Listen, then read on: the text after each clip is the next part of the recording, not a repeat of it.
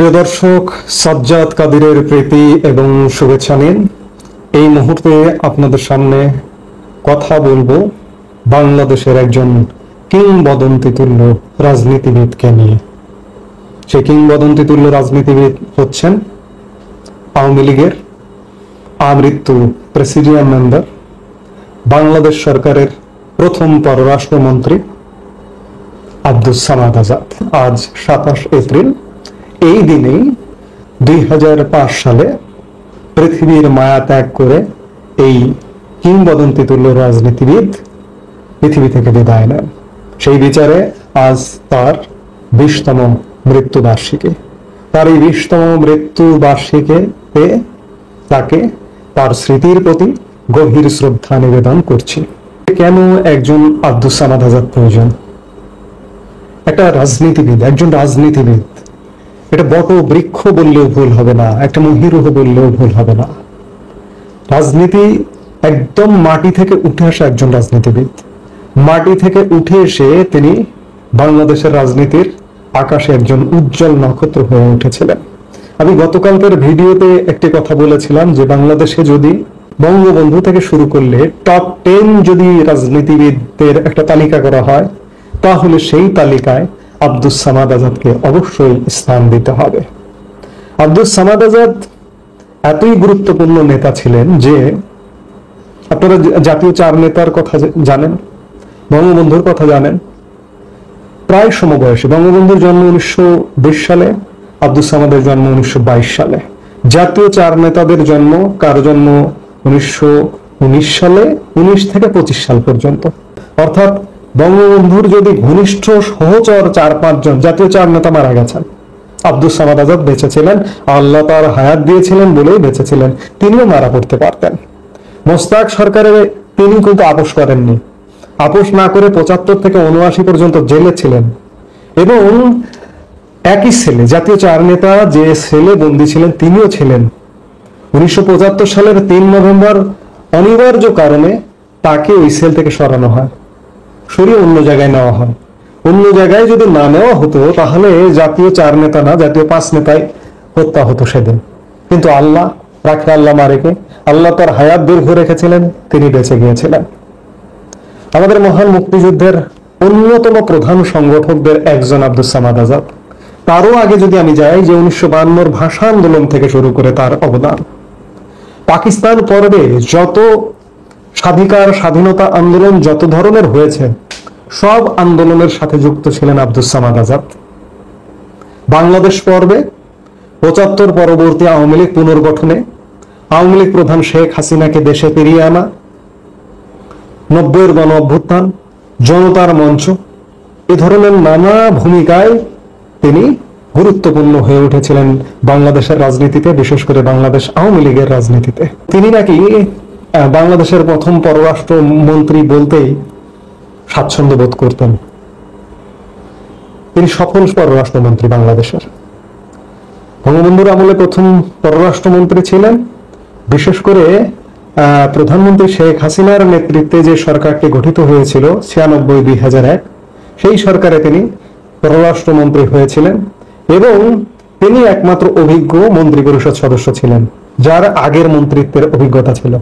96 সালে প্রধানমন্ত্রী শেখ হাসিনা সহ পুরো মন্ত্রী পরিষদ একদম নতুন, নবাগত, যার কারণে এই মন্ত্রী পরিষদকে প্রধানমন্ত্রীকে সহ অনেক দিক নির্দেশনা দেওয়ার ক্ষেত্রে তিনি কিন্তু ভূমিকা পালন করেছিলেন। শুধু তাই নয়, আমরা গণমানুষ এটিও জেনেছিলাম যে এই মানুষটিকে মহামান্য রাষ্ট্রপতির পদে আসীন করা হবে। এমন তথ্য জানি যে তাকে প্রধানমন্ত্রী শেখ হাসিনা রাষ্ট্রপতি বানাবার কথা জানিয়েছিলেন, কিন্তু অভ্যন্তরীণ দলীয় ষড়যন্ত্রের কারণে তার রাষ্ট্রপতি আর হওয়া হয়নি। দলীয় নানা রকম মানুষ থাকে না, যে উনি এই পদে যাচ্ছেন, ওনাকে টেনে ধরো পেছন থেকে। আমরা হয়তো আজকে বলতে পারতাম, আজকে যে তার 20তম মৃত্যুবার্ষিকীতে নিয়ে তাকে নিয়ে কথা বলছি, সেটি হতো আমরা বলতাম যে সাবেক রাষ্ট্রপতি।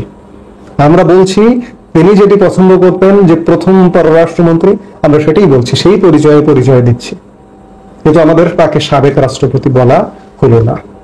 তিনি 96-2001 পররাষ্ট্র মন্ত্রিত্ব কালে এতটাই সফল ছিলেন, তার দেশে বিদেশে যোগাযোগটা ছিল এত বেশি, তার বদৌলতে তার সময়ে ভারতের সাথে গঙ্গা চুক্তি হয়েছে।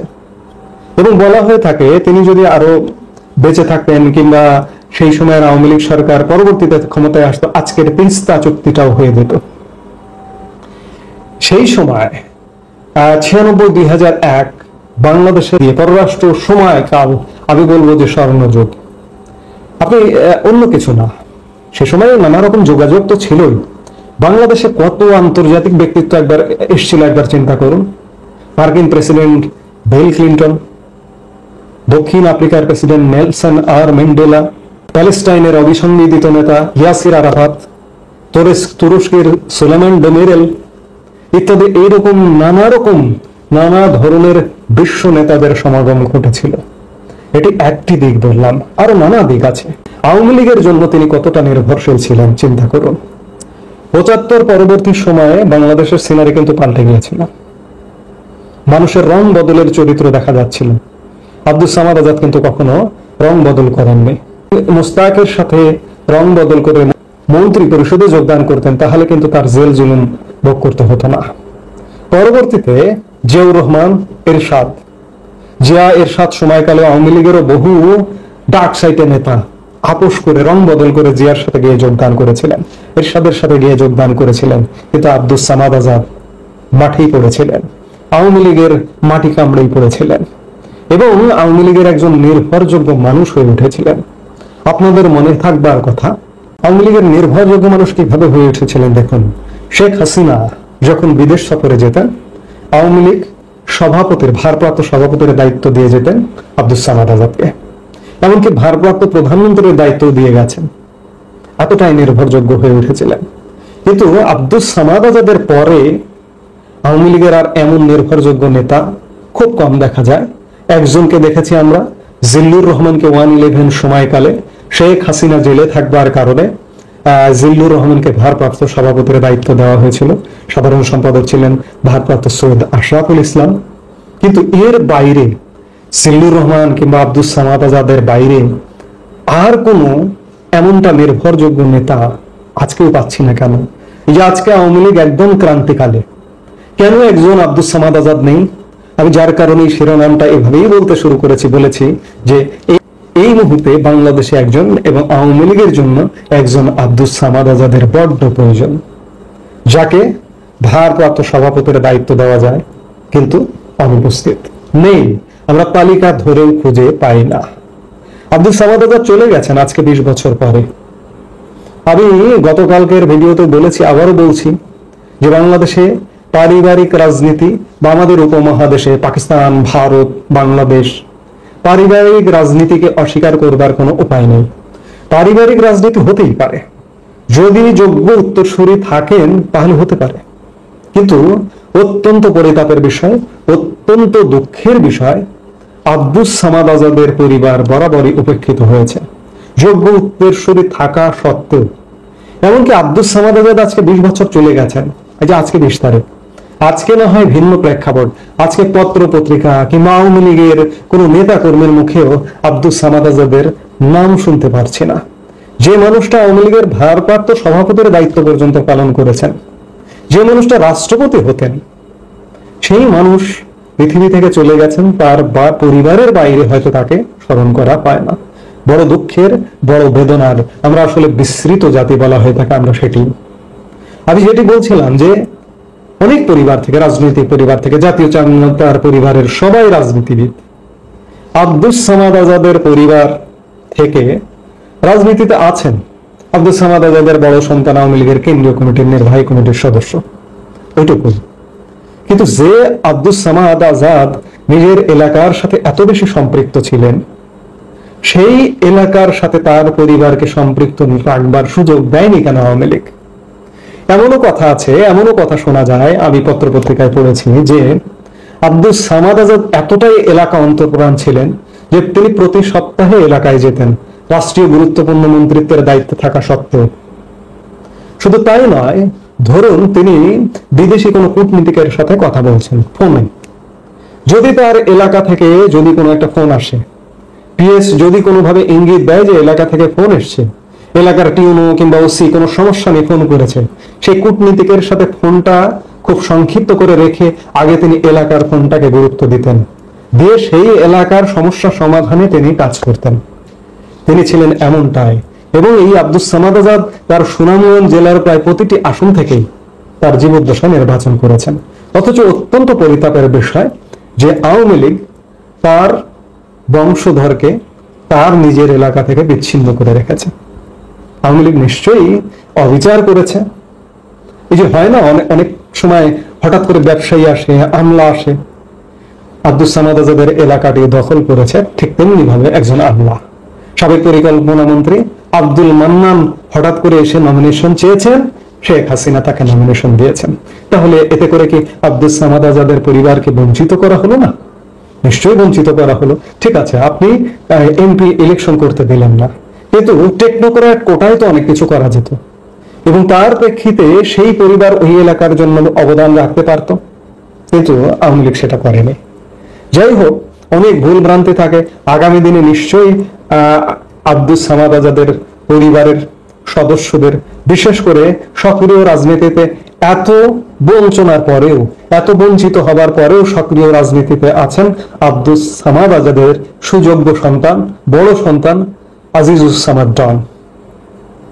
ভবিষ্যতে আওয়ামী লীগ তাকে মূল্যায়ন করবেন এবং আব্দুস সামাদ আজাদের যে রাজনীতি, সেই রাজনীতিকে তার এলাকায় অন্ততপক্ষে আজীবন বেঁচে রাখবেন। সেই জায়গাটা অন্ততপক্ষে আওয়ামী লীগ সেই দায়িত্বটা আগামী দিনে অবশ্যই পালন করবেন।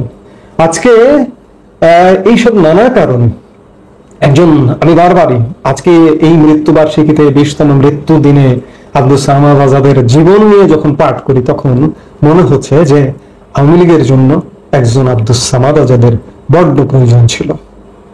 আব্দুস সামাদ আজাদের বড্ড প্রয়োজন ছিল। তিনি নেই, তিনি পৃথিবী থেকে চলে গেছেন।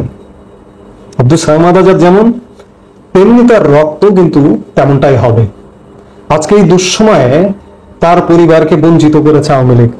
তারপরেও যদি আওয়ামী লীগ নেতৃত্ব ডেকে তার পরিবারকেই বলে, তার পরিবারের সদস্যদের কোনো জায়গায় কোনো কলঙ্কের কোনো কাহিনী আমি কোনোদিন শুনিনি, সামাদ আজাদের কলঙ্ক কোনোদিন শুনিনি, কোনো পত্র পত্রিকায় কিচ্ছু না। আওয়ামী লীগের অনেক বিরাট বিরাট নেতা, বিরাট অভিসংবিদিত নেতা, নাম বললে একদম ফেটে যায়, বহু কলঙ্ক আছে, সেসব কলঙ্ক নিয়ে আলাপ করা যায়। কিন্তু আমি আব্দুস সামাদ আজাদের কোনো কলঙ্ক আজ পর্যন্ত কোথাও শুনিনি। আব্দুস সামাদ আজাদ পরিবারের কোনো কলঙ্ক শুনিনি। আওয়ামী লীগ, আমি বললাম যে রক্ত আব্দুস সামাদ আজাদ নেই, তার রক্তকে টেনে আনুন, রাজনীতিতে সক্রিয় করুন, দেশের জন্য কাজ করবার সুযোগ দিন, এলাকার জন্য কাজ করবার সুযোগ দিন। আব্দুস সামাদ আজাদের বড্ড প্রয়োজন, সেই প্রয়োজনটা তার পরিবার থেকে পূরণ করুন আওয়ামী লীগ। আমরা সেটাই প্রত্যাশা করব। আবারও আব্দুস সামাদ আজাদের স্মৃতির প্রতি গভীর শ্রদ্ধা নিবেদন করে এই মুহূর্তে শেষ করছি। সবাই ভালো থাকুন, সুস্থ থাকুন। আমাদের ভিডিওগুলো নিয়মিত পেতে সাবস্ক্রাইব করুন Sajjad Kadir and the legends YouTube channel এবং লাইক, কমেন্ট, শেয়ার করে সাথে থাকুন।